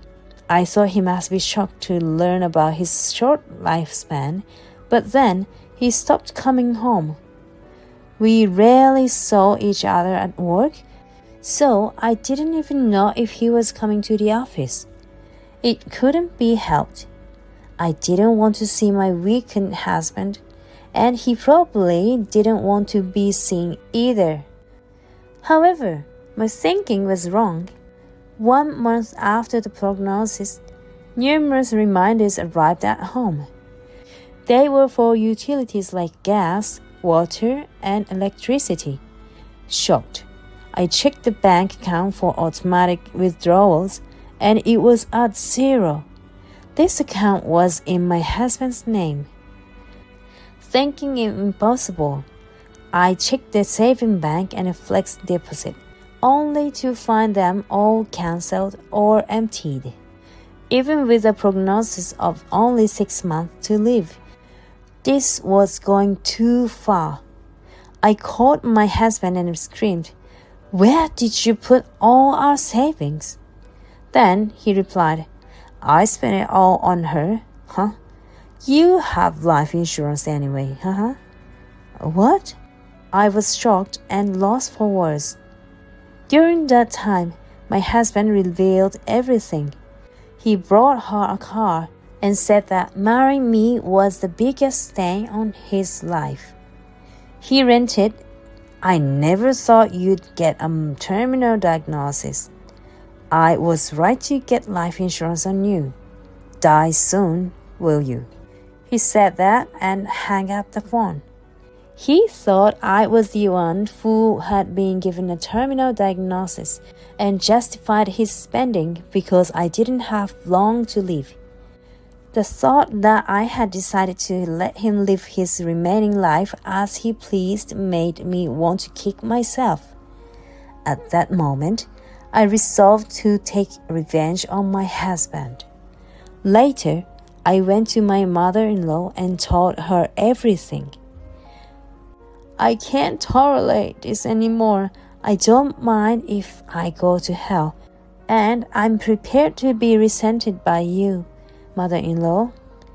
But still, I will take revenge on that man." My mother-in-law listened silently and then deeply bowed her head.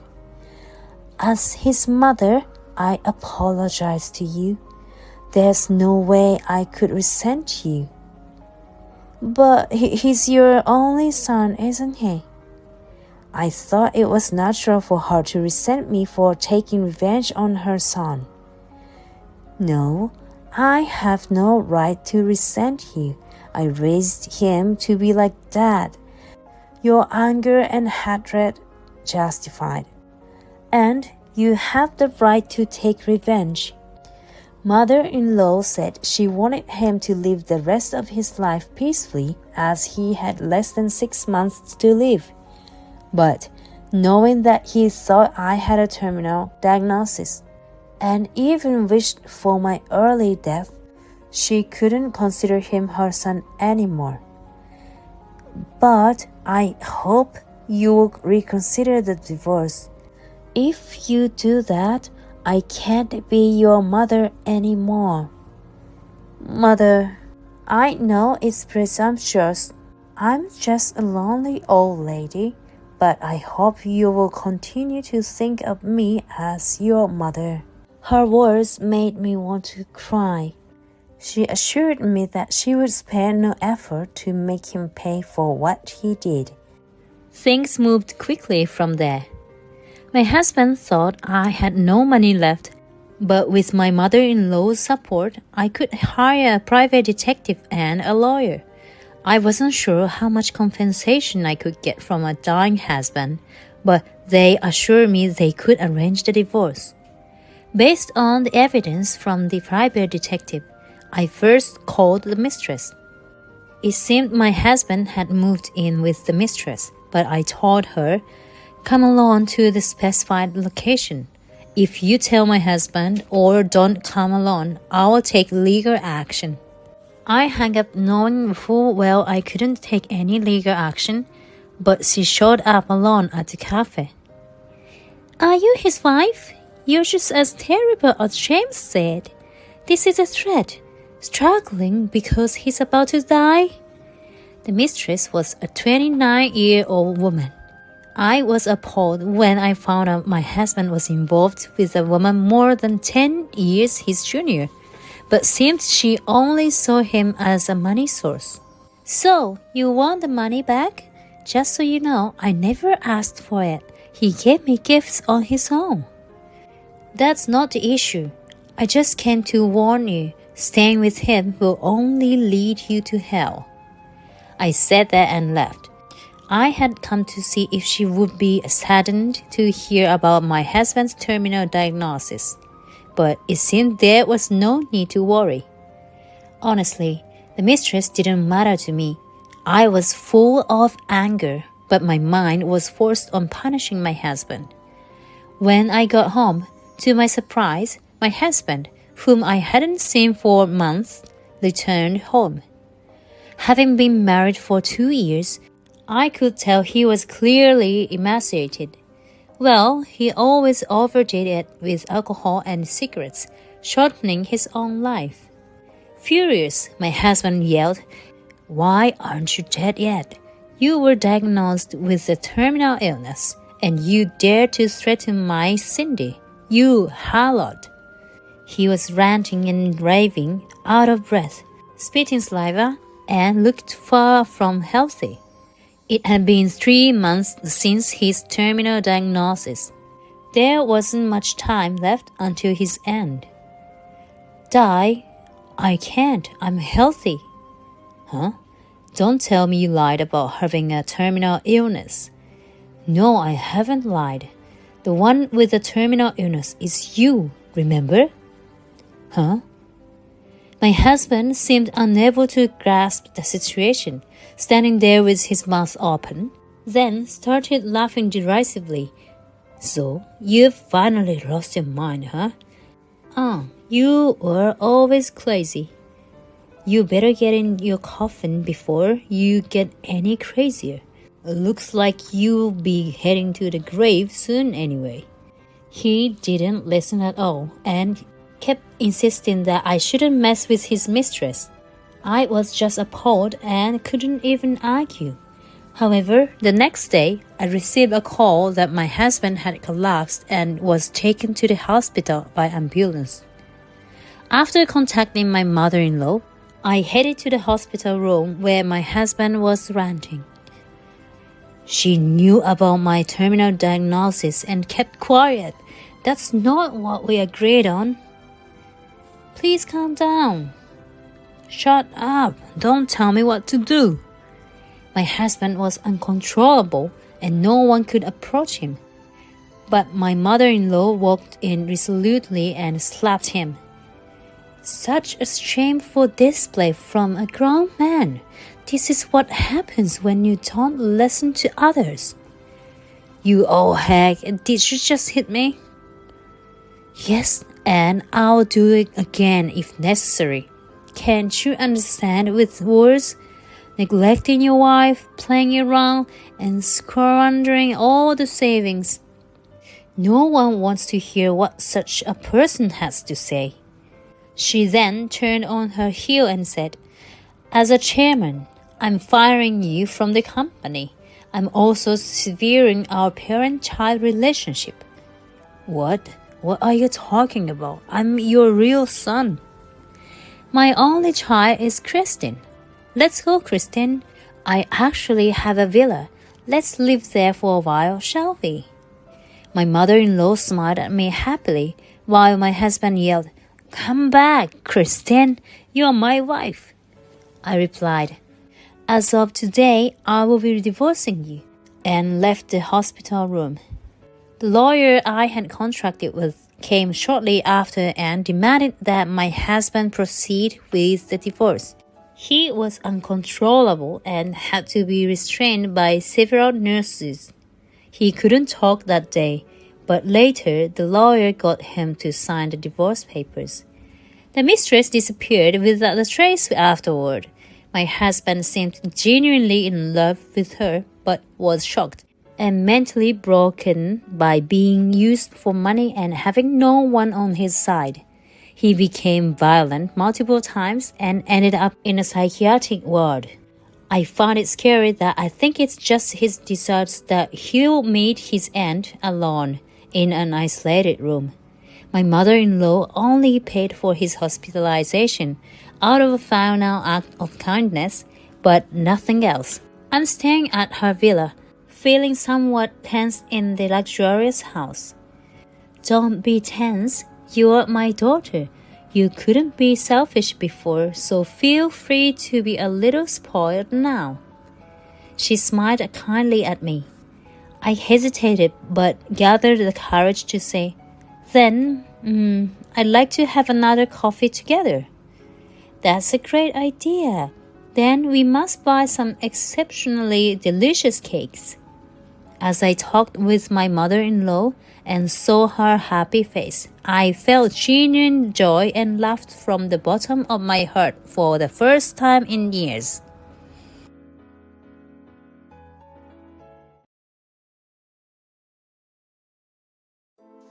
Hey, how much did you inherit? I received a bank deposit with roughly $5 million in it, but... The husband grinned at the mention of $5 million. It's understandable to smile at such an amount, but it also seemed like he was plotting something. The next morning when I woke up, my husband was already gone. Had he gone out somewhere? He doesn't usually go for walks, and moreover, today he was off work. Maybe he wanted a break. Thinking so, I had breakfast alone and started cleaning the room. Then... What? Why? Why is it gone? The bank card that was definitely stored in the dresser was missing. Hey. The bank card is gone. Do you know anything about it? I called my husband in a panic. Maybe he had moved it somewhere else. That? I took care of it. Oh, and I forgot to tell you, I'm getting remarried, so we're getting divorced, okay? Wait, what do you mean? Just look. There's a divorce paper in the bedroom, right? Well, that's what it is. After telling me this, my husband unilaterally hung up the phone. Stealing the bank card, divorcing, and getting remarried. At that moment, I was about to explode with anger. Less than an hour later, my husband entered the front door in a panic. What are you doing here now? Hey, what's this all about? Why didn't you tell me? Ah, I see. That's what it is. I'll tell you everything. My name is Gina. I turned 50 this year. Being born into a relatively affluent family, as my father was the president of a major logistics company. I was dearly loved by my parents, being an only child. However, I was probably raised more strictly about money matters than other families. Listen, money can drive people crazy. You need to learn how to use money properly from a young age. That's what my father always said. Thanks to that, I started working part-time in high school and vowed to buy what I want with the money I earned myself, never begging my father for money. You're working hard on your part-time jobs, aren't you? You can rely on your dad sometimes. He'd be happy if his daughter relied on him. I was told something like this, but had no such intentions. And that didn't change even when I became a university student. Having grown up watching my father's work, I naturally found employment in the logistics industry as an adult. That's where I met my future husband, John. Good job, Gina. It's hot today, but let's do our best. My husband, 3 years my senior, always spoke to me with a kind voice whenever we met at work. Though as an office worker and as a truck driver, we only met a few times a day. Talking to him was something I always looked forward to. What a kind person he was. Gradually, I found myself attracted to his kind nature and, after a fierce pursuit, we started dating. Will you marry me? Yes. I look forward to our life together. 3 years into our relationship, we happily became husband and wife. Truly happy. When I received the proposal, I felt like I was the happiest person in the world. It was as if I was under the illusion of being on top of the world. 25 years have passed since I married my husband. We were blessed with 2 sons, Eric and Paul, and lived happily until one day. My husband's attitude began to change dramatically. Last year, on our wedding anniversary, it was customary for the whole family to go out for a meal together. But that day my husband said for the first time that he couldn't go. I can't make it this year. What? Why? I have work that day. I just can't get out of it. It's understandable if it's work, but since I quit my job when we got married, I really have no way of knowing if it's true.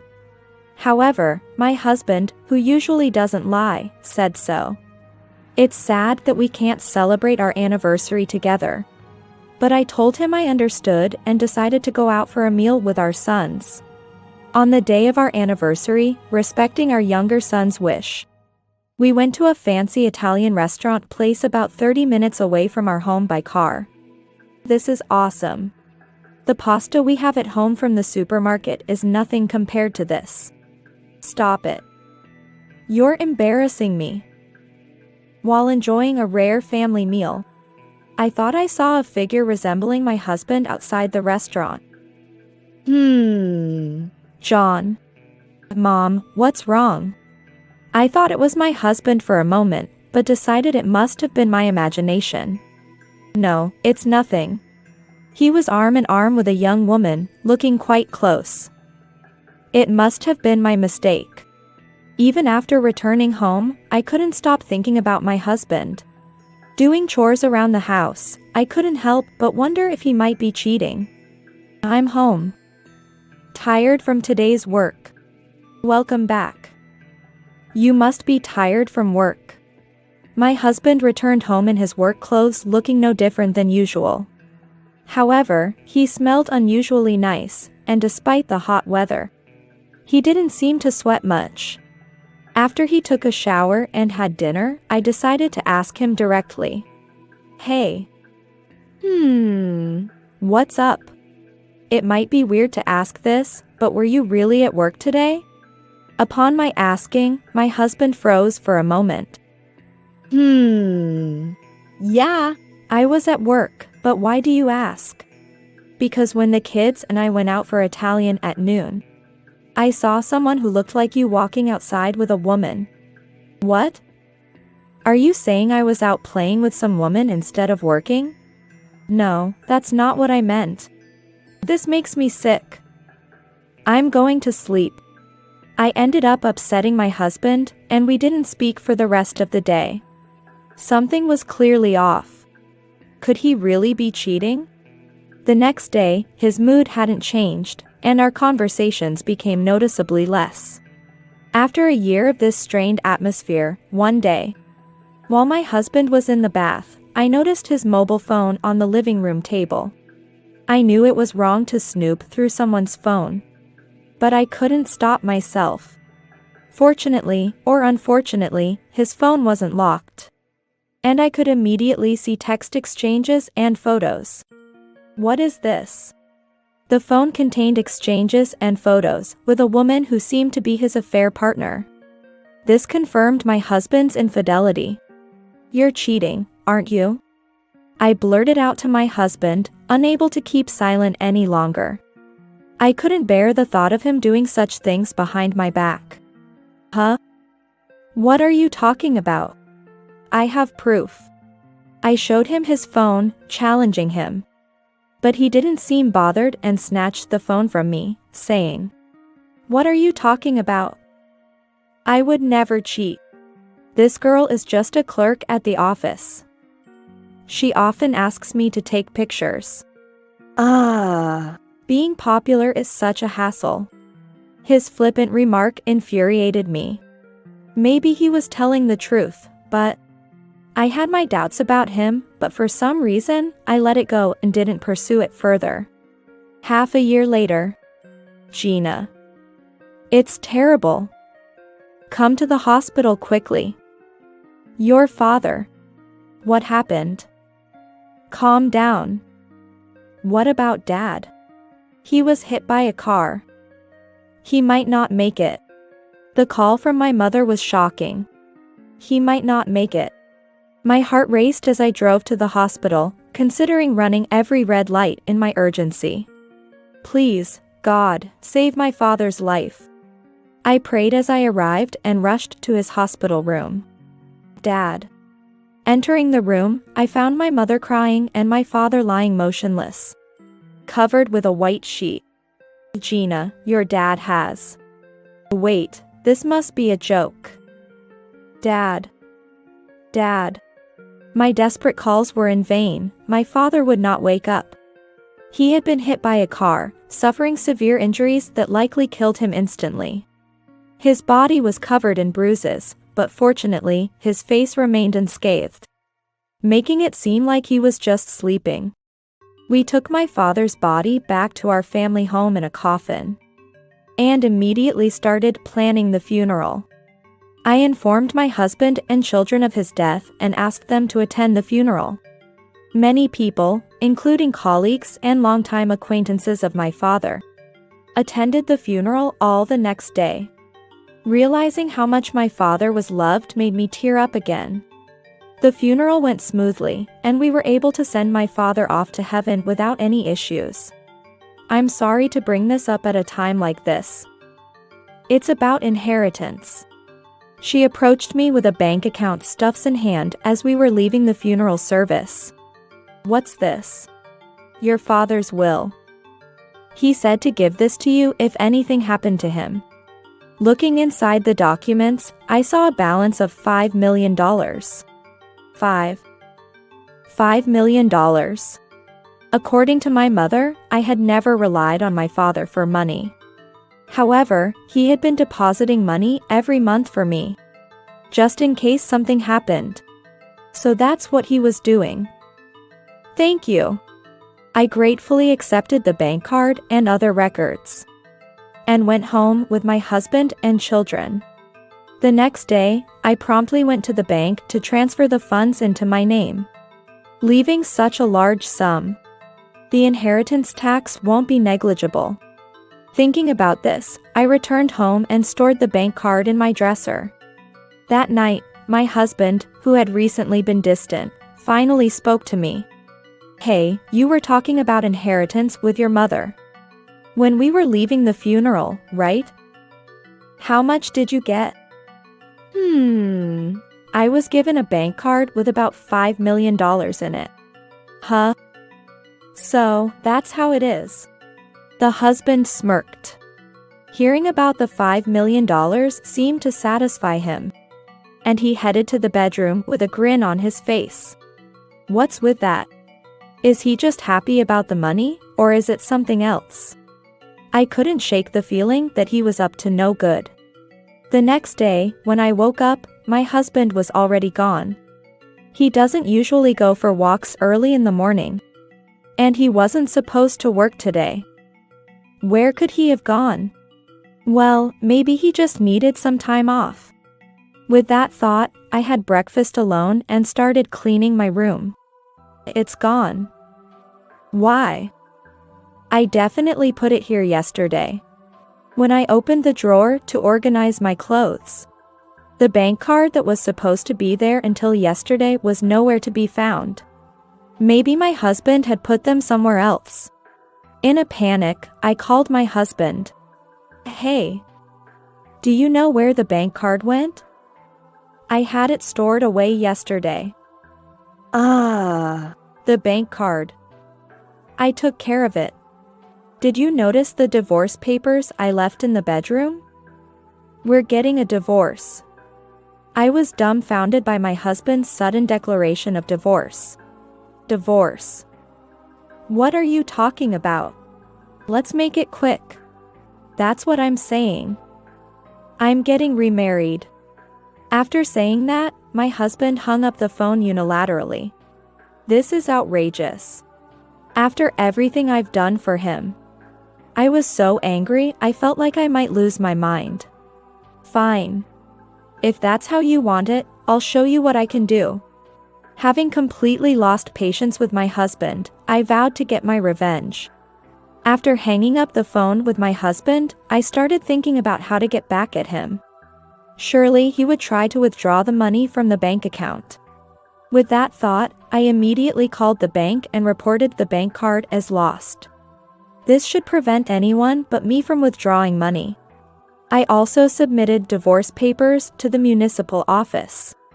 Around 11 a.m., I heard noisy sounds and my husband's voice coming from the entrance. Hey. Gina. What the hell is this all about? He left on his own, and now this? I didn't feel like dealing with him, but I reluctantly went to the entrance. What do you mean? I don't understand what you're saying.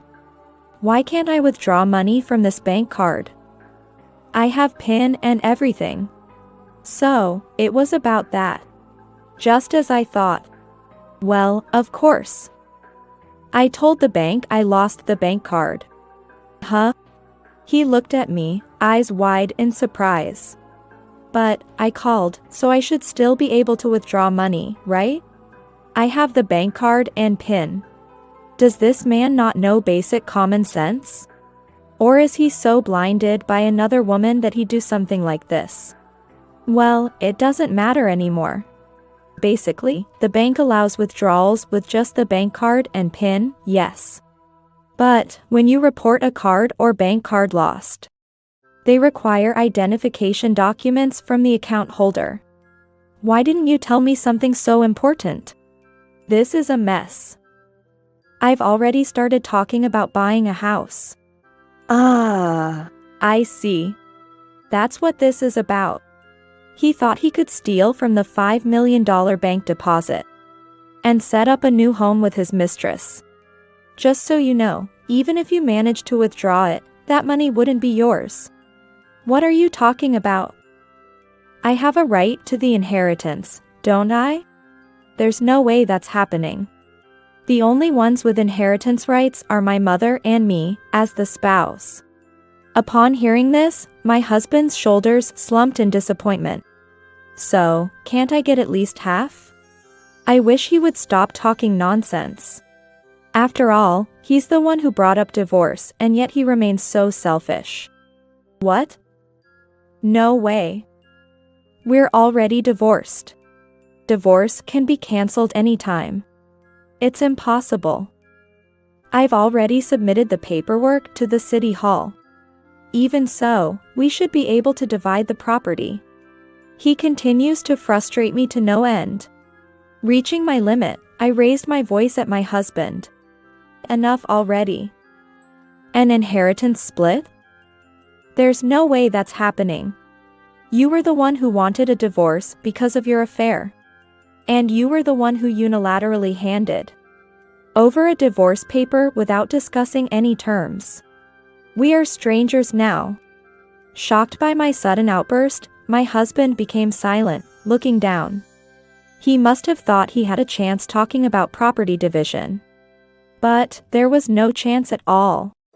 If you still want to talk about dividing property, let's continue this in court. I'm ready to fight as much as you want. You're going to lose, and I'll make sure to get every last penny of compensation. No, that's not. Then leave. And never show your face here again. I pushed my husband's body, shoving him out the door. I expected him to resist or make a scene at the entrance, but he just walked away quietly. Mom? What happened? My yelling must have woken my eldest son, who came out rubbing his eyes. I told my son about his father's affair and that it led to our divorce. That's what happened. I'm sorry. So that's it. I'm fine with it. I never liked Dad much anyway. Paul and I will help around the house. Don't overdo it, Mom. Tears flowed from my eyes at my son's kindness. 2 weeks later, I consulted a lawyer. My husband claimed that the woman was a coworker. But it turned out to be a lie. He met her at a bar. He apologized to me, crying, saying, I never intended to marry her. I couldn't help but laugh at that. In the end, it seemed my husband had deluded himself into thinking he could marry his mistress. Betraying his family and acting selfishly had finally caught up to him. I felt completely justified in my feelings towards my husband. A month later, in the peaceful home now without my husband, my second son handed me a letter. This was in the post box. There's no sender's name, but it's addressed to you. I wonder what it is. Thank you. Recognizing my ex-husband's handwriting immediately, the letter read, I'm truly sorry for having an affair and not considering my family. It happened because I got carried away with a girl I met at a bar that I visited with a coworker. I've avoided jail by pleading a first offense, but I deeply regret my actions. I've lost my job and am now working earnestly every day at a construction company that used to do business with us. If you can forgive me, I'd like to start over with everyone. If you're willing, please call me. Sigh. What is he thinking now? I have no intention of getting back together with my ex-husband. I threw the letter in the trash and went back to watching TV. Though the stolen bank card was never recovered, I went to the bank to have them reissued, so my father's precious inheritance is safe. I plan to use it carefully for my children's future.